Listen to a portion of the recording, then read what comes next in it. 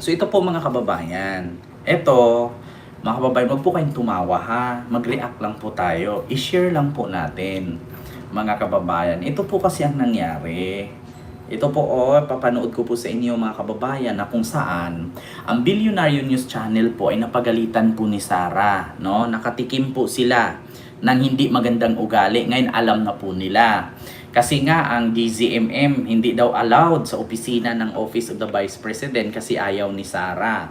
Tapos ngayon, itong Bilyonaryo News Channel, pinag-initan na naman ni Sara. Ano, which is, ang Bilyonaryo News Channel ay kumbaga lahat po kasi ng mga anchor dito ay mga ABS-CBN anchors po ito. So ngayon mga kababayan, pinagalitan po sila ni Sara. Ma'am PB Capillo, hello po. Sir Kenry, hello po.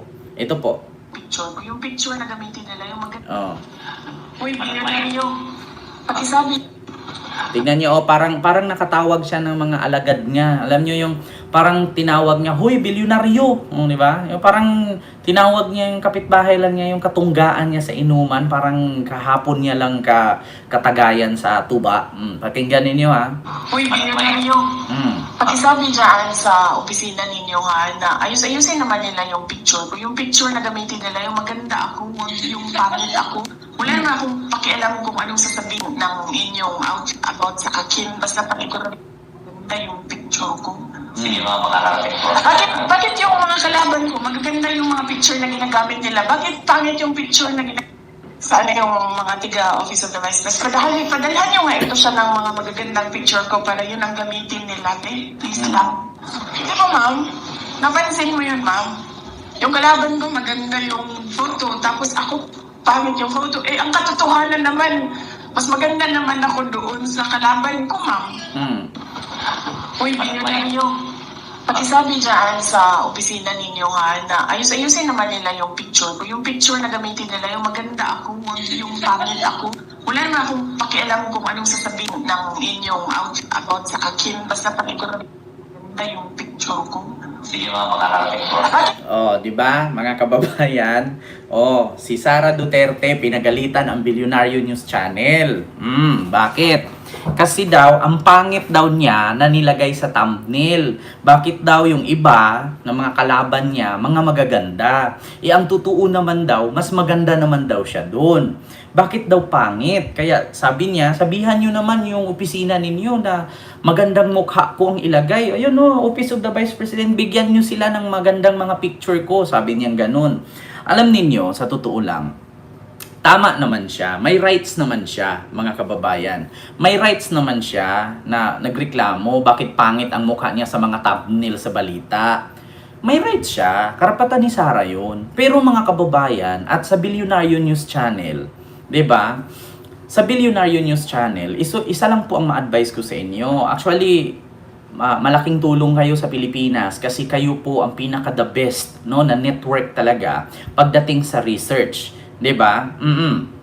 So ngayon, Bilyonaryo News Channel, ibigay niyo yung magandang picture ni Sara. Doon na nga lang siya bumabawi sa ganda kasi bobo naman siya, 'di ba? Ibigay niyo yung maganda niyang picture. Diyos ko naman, doon na nga lang siya bumabawi sa ganda kasi wala siyang utak. 'Di ba? Hindi niyo pa mapabigay. 'Di ba? Bilyonaryo News Channel. Kayo naman kasi wala na nga siyang utak, tas wala pang ganda sa thumbnail, ibigay nyo na yung kahilingan niya, doon na lang siya bumabawi sa ganda. Kasi kung utakan ang pag-uusapan, wala siyang ganun. Diba? Oo. Diyos ko naman, Bilyonaryo News Channel. Diba, BNC? Ako po yung nananawagan sa inyo. Intindihin nyo na lang yung sinabi ni Sara sa press con niya na bakit ang pangit daw ng mukha niya doon sa mga thumbnail ninyo. Ibigay nyo na po. Ako nga naghahanap nga ako ng picture niyang maganda, hindi puro blurred. Kaya nga ang ginawa ko, inedit ko pa pinaputi ko pa yung mukha para makita siya. Kasi bakit? Diyan na nga lang siya bumabawi sa ganda kasi kung sa utak wala siya. 'Di ba? Kaya sa totoo lang, mga kababayan, pulong siyot Manilo po. Diba? Diyan na nga lang siya bumabawi sa ganda. Pinagkait nyo pa. Ayun tuloy, napagalitan kayo. ba? Uy, hindi yan masama. Nagsasabi lang ako ng totoo. Hindi po yan masama. Totoo po yung sinasabi ko, real talk lang, sa katotohanan lang tayo. Billionaire News Channel, no? Utang na loob. Gandahan nyo naman yung thumbnail nyo pag si Sara ang ilagay ninyo. Wala nga daw siyang pakialam kung ano ang sasabihin nyo sa kanya. Basta ilagay nyo daw yung maganda siya. Kasi bakit daw yung mga kalaban niya ang gaganda ng mukha? No, which is ang totoo daw, mas maganda naman daw siya sa personal. Kaya pagbigyan nyo na, Pasko naman. 'Di ba? 'Di ba? Pasko naman. So, alam niyo naman, Diyos ko naman, uy, Billionaire News Channel. Oo, kung ako nun, yes ma'am. Oo, walang problema ma'am. Kahit mamaya i-edit namin yan. Kasi alam namin na dyan ka lang bumabawi. Kasi kung pagdating sa utak at sa galaw at sa kilos at sa gawa, wala ka nun. Ganda lang meron ka. Pero bobo ka. Diba? Maganda. Sa totoo lang, Bayor or Bayori. Sa totoo lang, maganda talaga si Sara. Nakita ko na personal yan eh. Tisay, maputi. Maganda siya, maganda. Pero yun, aanin natin yung ganda ko. Wala ka namang wala ka namang utak. Uy, Billionaire News Channel Ako, advice to bilang isang content creator, kayo din, syempre, nagagawa kayo ng content, nagbabalita kayo, at syempre, ang laki ng tiwala namin sa inyo, Billionaire News Channel, pinupuri ko kayo. Saludong-saludo ako. Alam nyo, sa lahat ng news media outlet sa Pilipinas, sa Billionaire News Channel talaga ako humahanga. Bakit? Ang galing nila mag-research. Walang palda, walang palyu, walang tawag doon, walang palya, no? Lahat talaga magaling, accurate, talagang magaling talaga sila, mga kababayan. Ngunit Billionaire News Channel, sabi nga ni Sara, wala siyang pakialam. Kung ano man ang balita ninyo or sasabihin nyo sa kanya. Pero gandahan nyo naman yung mukha niya. Kasi bakit? Diyan na nga lang siya bumabawi sa ganda. Kasi kung sa pautakan, wala siya eh. Ibigyan nyo na. Pasko naman. New Year naman eh. I-edit nyo lahat. Ilan yung content nyo dyan na, di ba? Oo. Ilan yung content nyo dyan na may mukha ni Sara. Gandahan nyo, baguhan ninyo. Papulahin ninyo ng papulahin para fresh. Di ba? Oo, para hindi naman magtampo. 'Di ba? Alam nyo, mga kababayan, 'di ba? Hindi paninira yung sinasabi ko, rentok lang. Si Sara, karapatan niya na bawat thumbnail maganda talaga siya. Bakit? Kasi diyan lang siya bumabawi. Kasi kung sa pautakan, wala siya noon. Sa ganda lang talaga. Pero kahit anhin mo yung ganda mo, wala ka namang utak. 'Di ba? Oo. 'Di ba? Oo. Sabi ni Jose Sonny Manaba, nakita ko na sa Antipolo nagkaraban kasama kami ng late wife ko, sigaw ng tao BBM, hindi Sara, ang pangit niya. Sabi ni Jose Sonny Manaba. Hindi, actually si Sara maganda talaga. Hindi ko may tanggi, maganda si Sara. Magkamukha nga kami eh. Magkamukha kami oh. Putang ina ninyong lahat. Diba? Lisa Marcos, Bongbong Marcos, Martin Romualdez. Oo, alam nyo, not only for Billionaire News Channel, nagtatantrum si Sara sa press con. Sara nagtatantrum. Billionaire News Channel pinagalitan. Bakit ang pangit daw ng mukha niya sa thumbnail? Buiset. Diba? Oo. Actually, tama naman si Sara. Tama si Sara, nagtatantrum. Tama naman siya. Kaya, not only for BNC, but also GMA, TV5, Rappler, mga media outlet, no? Ako po'y nananawagan sa inyo. Kahit sa mga kapwa ko vloggers, gandahan ninyo ang thumbnail ni Sara. Gandahan ninyo ang thumbnail. Bakit? Diyan na lang siya bumabawi. Ano daw? Ikaw ha, sabi mo wag tatawanan si Lustay. Hindi naman yun, Ma'am Rosalina Orleans. Sabi ko nga wag kayo tumawa eh. Di ba? Pero ako po'y nananawagan. Lahat po ng media outlet, mga vloggers, content creator, kapag i-thumbnail nyo si Sarah, gandahan nyo po yung mukha. Kasi bakit? Diyan lang naman kasi siya bumabawi. Wala nga siyang utak eh. A piece of sky. May galab shoutout po kay Sir Kenry, kaya pala galit nung ikinumpara siya kay Chucky. Diba? Diba? Kaya siya galit nung ikinumpare siya ni Yossi Claire Castro kay Chucky. Kasi bakit? Sasabihan siyang pangit, tapos bobo pa siya, di na double did siya ngayon, para siyang karning botcha. Diba? Nagiging botcha siya. Pag ibenta siya, hindi na siya mabibenta kasi botcha na. O, diba ang botcha saan mapunta? O, sa basurahan, lalangawin na lang, uudin. Diba? Kaya, sa totoo lang, diba? Oo. Nakita ko yan sa palarong pambansa sa Marikina. Kaya pala, during that time, katabi niya si PBBM pero walang reaction. Walang reaction mukha niya. Halos hindi ngumingiti, hindi pinapansin si PBBM pero si PBBM magiliw. Diba?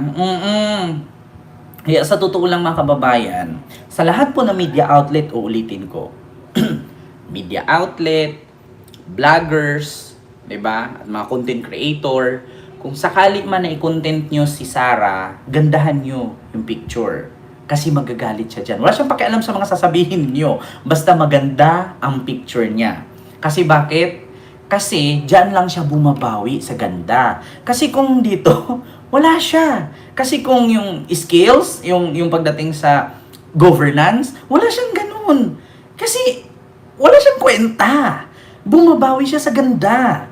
Kaya pagandahin nyo ng pagandahin para di siya magalit. Diba? O, kung si Aimee kamukha ni Annabelle, si Sarah kamukha ni Chucky. Diba? Oo, mamirian sa Soke, hello po. Ulitin ko ha, mga kababayan. Ulitin ko ha, pakinggan ninyo. Pinagalitan ni Sarah. Uy, ninyo. Pakisabi dyan sa opisina ninyo ha, na ayus-ayusin naman nila yung picture ko. Yung picture na gamitin nila, yung maganda ako, yung pangit ako. Wala naman akong pakialam kung anong sasabihin ng inyong about sa akin. Basta pakiguran maganda yung picture ko. Sige mga makakarating po. Bakit yung mga kalaban ko, magaganda yung mga picture na ginagamit nila? Bakit pangit yung picture na ginagamit? Sana yung mga tiga Office of the Vice President. Padalhan nyo nga ito siya ng mga magagandang picture ko para yun ang gamitin nila. Please lang. Di ba, ma'am? Napansin mo yun, ma'am? Yung kalaban ko, maganda yung photo. Tapos ako, pangit yung photo. Eh, ang katotohanan naman, mas maganda naman ako doon sa kalaban ko, ma'am. Diba? O, narinig ninyo? Kaya kayo Billionaire News Channel, ilagay nyo maganda siya. Kasi magagalit talaga kahit sino naman. O, halimbawa ako, bobo ako. Tapos ilagay mo dyan pangit. Pangit ka na, bobo ka pa. Diba? Walang kwenta. Diba? Kung sa karniyan, patay ka na, botcha ka na, pag ibenta ka, wala nang bibili sa'yo. Diba? Wait lang po mga kababayan.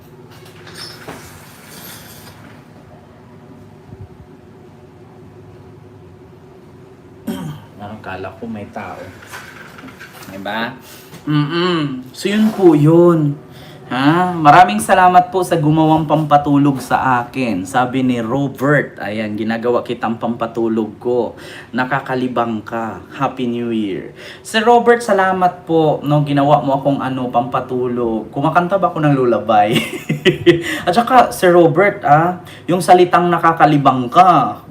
Sa Bisaya, pag hindi naintindihan ng mga DDS yan, baka sabihin nila nakatai ka. Diba?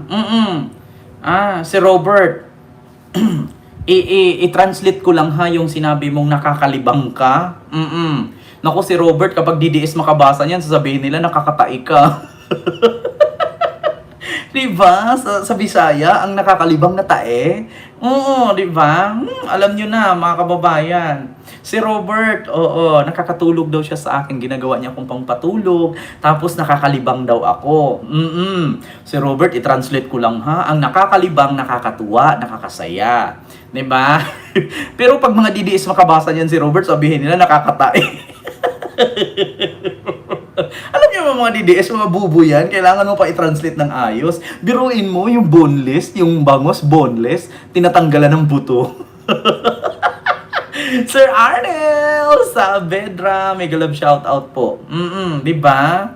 Oo, ganun yun. Alam niyo, pag mga DDS makabasa niyan, naku, bobo pa naman ng mga DDS. Biruin mo, ang pandesal hindi ordinaryong palaman. Di ba? Ma'am Emma, Ma'am Aimee Baloka, hello po sa'yo dyan. Di ba? Yun ang totoo, mga kababayan. Kaya tayo dito, mga kababayan, hindi tayo dito nagko-content, hindi tayo nagre-react dito ng mga fake news. Dapat dito totoo. Dapat ipakita mo yung ebidensya, yung source mo. Kasi mahirap na. Nako, alam nyo mga kababayan, mahirap na gumawa ng ganyan. Alam nyo ba? Ganito yan, mga kababayan. Good evening po, Ma'am Kim. Ayan. Katulad lang nito. Katulad dito, mga kababayan. Hindi ito fake news, ha? Totoo ito. Uji Diaz. Kung naalala ninyo, ipinost ako ni Tio Moreno. Kung naalala ninyo, ipinost ako ni Tio Moreno. Bakit daw nagpi-flex ako ng maraming gold, nakabili ng sasakyan, nakabili ng bahay. Bakit daw hindi ako habulin ng BIR? Uy, Tio Moreno, paalala lang. Bago ka bumili ng sasakyan, may tax yan. May insurance yan. At bago ka bumili ng bahay, tanga. Magbabayad ka rin ng BIR niyan kasi may amilyar yan. Huwag tanga, ha? Huwag tanga. Huwag tanga, Tio Moreno. Hindi porkit nag-flex ako dyan, lahat ng binibili ko, may mga tax yan. Huwag tanga. Bumili ako ng sasakyan, may tax yan sa binayaran ko. Bumili ako ng alahas, may tax yan sa binilhan ko. Bumili ako ng bahay at lupa, may tax yan sa BIR kasi magbabayad ka yearly ng amilyar niyan. Huwag tanga. At bago mo makuha yung deed of sale niyan, pati ang land title, may amilyar yan, may tax kang babayaran. Mga tanga, mga inutil, uto-uto. Pero dito, mga kababayan, ito mga kababayan, kahit kayo, sinong nagkaroon ng bahay dyan at mga arerian, bayad ng tax yan. Kaya huwag silang tanga.